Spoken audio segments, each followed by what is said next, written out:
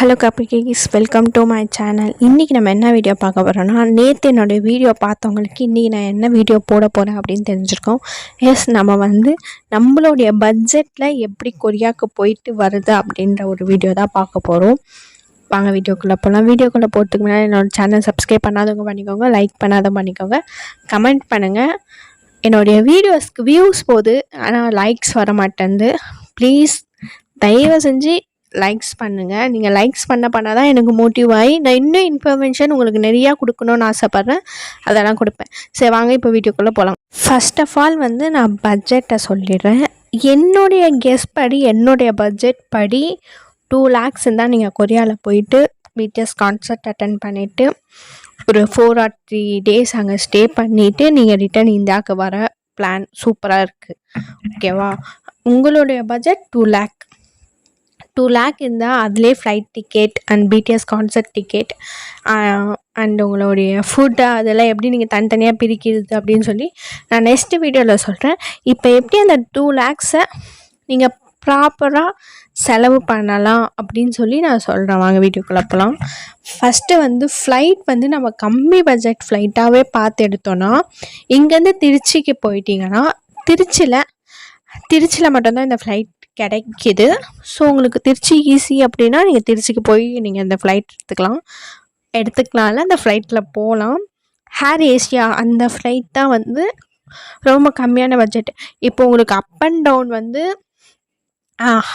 இங்கேருந்து போகிறதுக்கே உங்களுக்கு 55,000 ஆகுதுன்னா வேறு ஃப்ளைட்டில், இது வரத்துக்கு ஒரு 55 போட்டிங்கன்னா எப்படியும் அதுவே 1 lakh வந்துடுது. ஆனால் இந்த ஏர் ஏஷியா ஃப்ளைட்டில் நீங்கள் போனீங்கன்னா உங்களுக்கு அப் அண்ட் டவுனே 55க்குள்ளே முடிஞ்சிடும். ஓகேவா? ரொம்ப கேஸ்ட் கம்மி தான், 20 or 25, 30 இந்த மாதிரி தான் வருது கேஸ்ட். இதில் நீங்கள் போகிறத பொறுத்து இருக்குது. நீங்கள் எப்போ போகிறீங்க, எந்த நாளில் போகிறீங்க, எந்த மாதத்தில் போகிறீங்க, அந்த மாதிரி பொறுத்து இருக்குது. ஆனால் ஏர் ஏஷியா ஒரு பெஸ்ட் சாய்ஸ் நான் சொல்லுவேன். கம்மி ப்ரைஸில் தான் நீ போயிட்டியாடி அப்படின்னு கேட்டால் இல்லை, நான் கண்டிப்பாக போவேன். அதனால் நான் உங்களுக்கு சொல்கிறேன். என்னை பொறுத்த வரைக்கும் நான் வீடியோஸ் பார்த்து சர்ச் பண்ணி எடுத்த விஷயத்த உங்கள்கிட்ட ஷேர் பண்ணுறேன். வேணுன்றவங்க வச்சுக்கோங்க, வேணான்றவங்க ஸ்கிப் பண்ணிவிட்டு போயிடுங்க, எனக்கு பிரச்சனை இல்லை. ஆனால் பேட் கமெண்ட்ஸ் ஸ்ப்ரெட் பண்ணாதீங்க. ஓகேவா? Next rooms. நீங்கள் 5 star ஹோட்டல் தான் பார்க்கணுன்னு இல்லை, சின்ன ரூம், அதாவது 10க்கு 10 இதுன்னு சொல்லுவாங்களா, அந்த மாதிரி ரூமாக இருந்தாலுமே நீங்கள் ஸ்டே பண்ணலாம். ஏன்னா கொரியாவில் அந்த மாதிரி ரூம் கூட ரொம்ப நீட் அண்ட் க்ளீனாக வச்சுருப்பாங்க. ஸோ உங்களுக்கு ஒரு 1500 2000க்குள்ளே நீங்கள் அப்படி ரூம் பார்த்தீங்கன்னா முடிஞ்சிடும். இதே நீங்கள் கேங்காக போகிறீங்க, ஒரு 8 பேர் போகிறீங்க, இல்லை 10 பேர் 15 பேர் போகிறீங்கன்னா அவங்களுக்குமே இப்படியே பார்த்தாலுமே ஒரே ரூம்லேயே இவ்வளோ, அதாவது 1500 பெர் பர்சனுக்கு, ஒரு பர்சனுக்கு 1500 2000க்குள்ளே முடிஞ்சிடும் உங்களுடைய இது. ஓகேவா? நீங்கள் ரெண்டையாக இது பண்ணணுன்னு நம்ம போய் அங்கே ஹோட்டலில் தான் சாப்பிட்ணுன்னு இல்லை, ஸ்ட்ரீட் ஃபுட்டே அவ்வளோ இருக்கும். நம்ம அதை எக்ஸ்ப்ளோர் பண்ணவே நம்மளுக்கு டைம் சரியாக இருக்கும். ஸோ அதுவே சாப்பிட்லாம், பிரச்சனையே இல்லாமல் சாப்பிட்லாம்.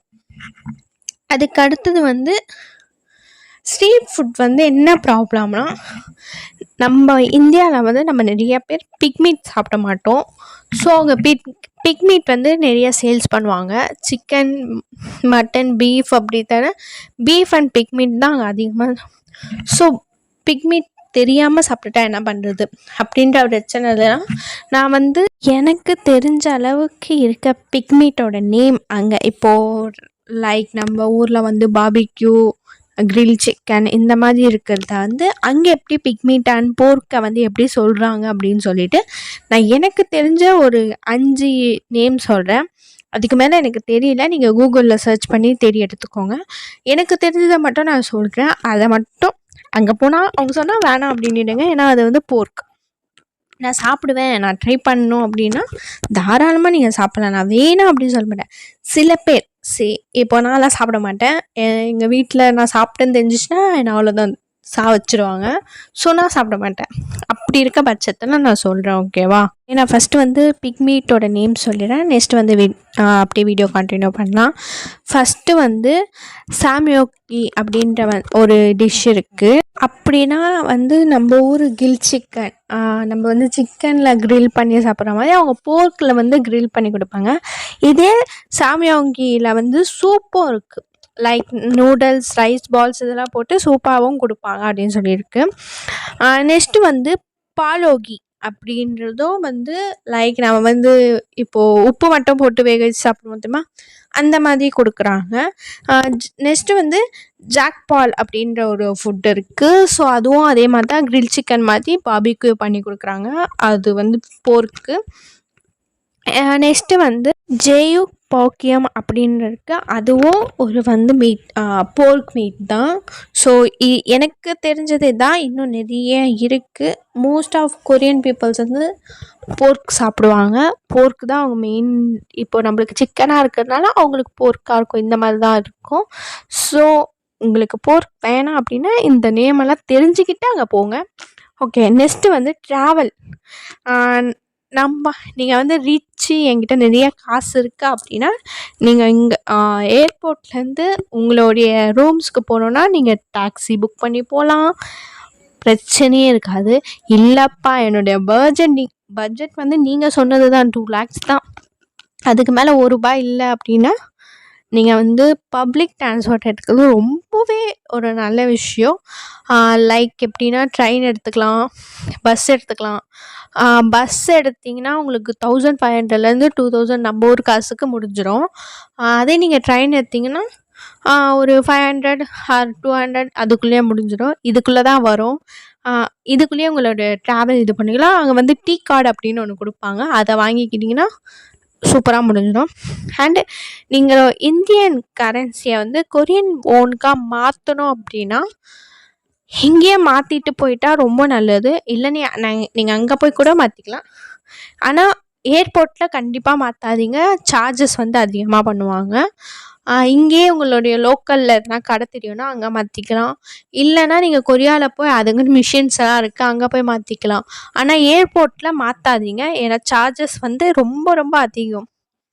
அங்கே போய் நீங்கள் எங்கெல்லாம் சுற்றி பார்க்கலாம் அப்படின்னு பார்த்தீங்கன்னா சியால் டவருக்கு போகலாம். ஒரு நைட்டில் நீங்கள் என்னென்னலாம் கவர் பண்ணலான்னா மேக்ஸிமம் சியால் டவர் போய் பார்க்கலாம். நீங்கள் சியால்லையே நீங்கள் ரூம் புக் பண்ணிட்டீங்கன்னா ரொம்ப நல்லது. ஏன்னா சியால் டவர் போய் பார்க்கலாம்.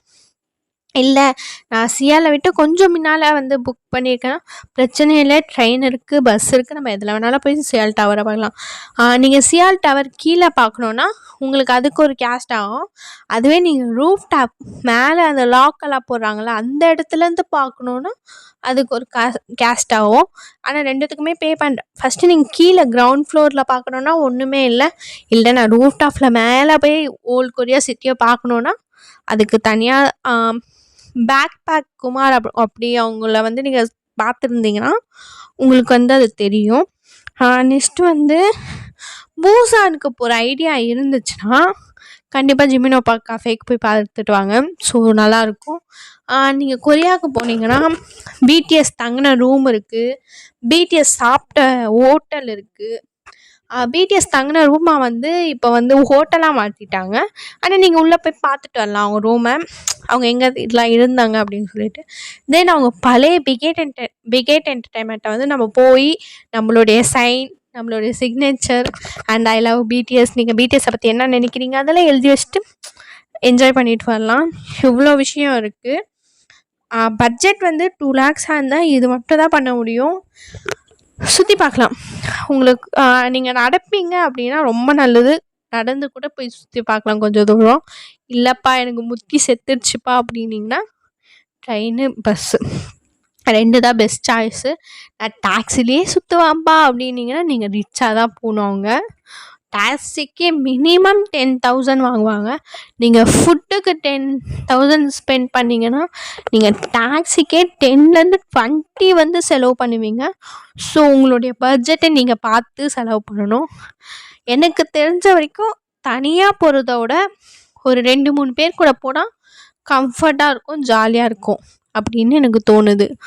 உங்களுடைய விருப்பம் எதுன்னு சொல்லுங்கள். இப்போதைக்கு என்னால் இவ்வளோ தான் கவர் பண்ண முடிஞ்சுது. எனக்கு இவ்வளோ தான் சர்ச் பண்ண முடிஞ்சுது. இதுக்கும் மேலே வேணும்னா நான் சொல்கிறேன். கொரியாவில் வந்து கோஜு மார்க்கெட் அப்படிலாம் இருக்குது, ரொம்ப ஃபேமஸான மார்க்கெட். அதெல்லாம் நீங்கள் போய் பார்க்கலாம், ரொம்ப நல்லாயிருக்கும். உங்களுக்கு எதனா திங்ஸ் வேணும், நான் கொரியாவுக்கு போயிட்டு இருந்தேன்ப்பா அப்படின்ற மாதிரி எதனா வேணும்னா அங்கே எதனா திங்ஸ் வாங்கிட்டு இந்தியாவில் வந்து நான் கொரியாவுக்கு போயிட்டு வந்தேன் அப்படின்னு சொல்லி பெருமைப்படுத்திக்கலாம். அவ்வளோதான் இந்த வீடியோ. என்னால் முடிஞ்ச அளவுக்கு நான் நிறையா சொல்லிட்டேன்னு நினைக்கிறேன். நீங்கள் அங்கே போனீங்கன்னா, கொரியாவுக்கு போனீங்கன்னா டூரிஸ்ட் பிளேஸாக வந்து கொரியன் ஹோம் டவுன், அதாவது ஷூட்டிங் ஸ்பாட் இருக்குல்ல, அந்த இடத்த போய் எக்ஸ்ப்ளோர் பண்ணி பார்க்கலாம். அண்டு அவங்களுடைய பாரம்பரியத்தை வந்து நம்ம தெரிஞ்சுக்கலாம். மோஸ்ட்டாக தமிழ்நாட்டில் எப்படி ஃபாலோ பண்ணுறாங்களோ அந்த மாதிரி தான் இருக்குன்னு இருக்காங்க, அது தெரிஞ்சுக்கலாம். அதுக்கப்புறம் நம்ம தமிழ்நாட்டு ராணியை புதைச்ச இடத்த போய் பார்க்கலாம். நார்த் கொரியா சவுத் கொரியாவோட பார்டர்ஸை போய் நம்ம பார்க்கலாம். தவிர அந்த சைடு காலை வச்சிட்டிங்கன்னா உங்கள் உயிருக்கு நான் உத்தரவாதம் கொடுக்க முடியாது, சரியா? அதுக்கப்புறம் வந்து நிறையா இருக்குது. நம்மளுடைய பட்ஜெட்டை பொறுத்து தான் இருக்குது. பட்ஜெட் பண்ணிட்டு போனால் சூப்பராக என்ஜாய் பண்ணலாம். இந்த வீடியோ இதோட முடிச்சுக்கிறேன். யாரெல்லாம் இந்த வீடியோ பார்த்தீங்களோ உங்களுக்கு ரொம்ப பெரிய thanks. Love you all. Bye guys. நான் நெக்ஸ்ட்டு வீடியோவில் வந்து எப்படி கொரியாவுக்கு வீசா அப்ளை பண்ணுறது, எங்கே அப்ளை பண்ணுறது அப்படின்ற பற்றி டீட்டெயிலாக சொல்கிறேன். இந்த வீடியோ பிடிச்சிருந்தா ஷேர் பண்ணுங்கள், லைக் பண்ணி கமெண்ட் பண்ணுங்கள். அண்டு நான் எக்ஸ்பிளைன் பண்ணுறதை பற்றி எதனா சொல்லுங்கள், அப்போ தான் எனக்கு மோட்டிவாக இருக்கும். Okay, love you guys. Bye.